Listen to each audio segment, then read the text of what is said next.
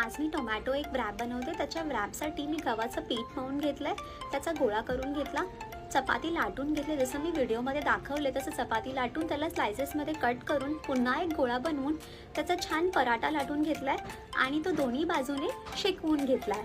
त्यानंतर मी एका बाउलमध्ये 2 अंडी फोडून घेतले, त्यामध्ये चवीपुरतं मीठ, पिंच ऑफ काळी मिरी पावडर टाकून त्याला छान घुसवून घेतले। मग एका पॅनमध्ये थोडंसं तेल ॲड करून त्यावर 4 टोमॅटोचे स्लायसेस आणि घुसवलेलं अंड्याचं मिक्स हे टाकून त्याला 2 मिनिटं शिजवून घेतले। त्यावर मी बनवलेला व्रॅप म्हणजेच पराठा घालून त्याला पलटून घेतलंय। आता त्यावर लेटेस ॲड करून घेतले, 2 चीजचे स्लायसेस ॲड केलेत आणि दोन्ही बाजूने छान परतवून घेतलंय। मग काय, टोमॅटो एक व्रॅप रेडी आहे।